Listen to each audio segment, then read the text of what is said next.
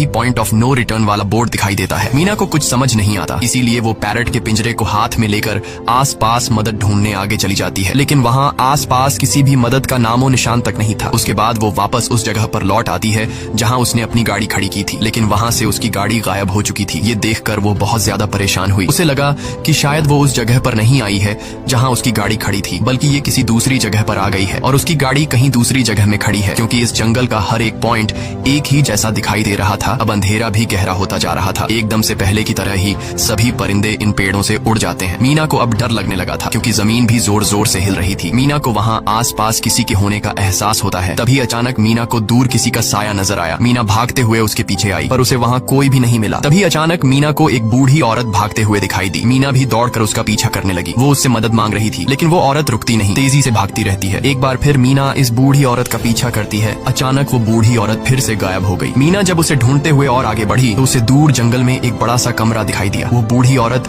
उस कमरे के दरवाजे को खोलकर मीना से कहती है, अगर जिंदा रहना चाहती हो तो जल्दी से अंदर आओ। ये सुनते ही मीना बिना सोचे समझे दौड़ते हुए उस कमरे की तरफ गई। मीना के अंदर आते ही उसने गेट को लॉक कर दिया। मीना देखती है कि ये कोई अजीब सा कमरा है जिसमें एक बहुत बड़ा सा मिरर लगा हुआ था। उस बूढ़ी औरत के साथ यहाँ 2 और लोग भी थे। मीना घबरा कर उन लोगों से पूछती है, ये कौन सी जगह है? इस पर उस बूढ़ी औरत ने जवाब दिया कि इस जगह को हम दी कोब कहते हैं। मेरा नाम है मैडलन, ये लड़की है कियारा और इस लड़के का नाम है डेनियल। बूढ़ी औरत मीना से कहती है कि अभी बातचीत का वक्त नहीं है, तुम जल्दी से हमारे साथ मिरर के सामने खड़ी हो जाओ, क्योंकि कोई हमें देखने आने वाला है। मीना पूछती है, आखिर हमें कौन देखने आ रहा है? तो वो बूढ़ी औरत उससे कोई जवाब नहीं देती। एकदम बाहर से अजीब सी आवाजें आने लगी। मीना डर के मारे पूछती है कि ये आवाज किस चीज की है? तो कियारा मीना को बताती है कि इन्हें हम वॉचर्स कहते हैं। वे शीशे के दूसरे ओर से हमें देख रहे हैं, पर हम उन्हें नहीं देख सकते। वे हर रात सूरज ढलने के बाद यहाँ आते हैं और हमें देखते रहते हैं जब तक सुबह का सूरज नहीं निकल आता। तभी शीशे के दूसरी तरफ से शोर आने लगा। मीना पूछती है, ये शोर कैसा है? उस बूढ़ी औरत ने बताया कि वॉचर्स तुम्हारे आने से खुश हैं, तुम्हें यहाँ देखकर तालियां बजा रहे हैं। मीना बुरी तरह से कंफ्यूज थी। वो जल्द से जल्द यहाँ से निकलना चाहती थी। मैडलिन जिन्हें वॉचर्स कह रही थी, न तो अब तक मीना ने उन्हें देखा और न ही किसी और ने देखा था।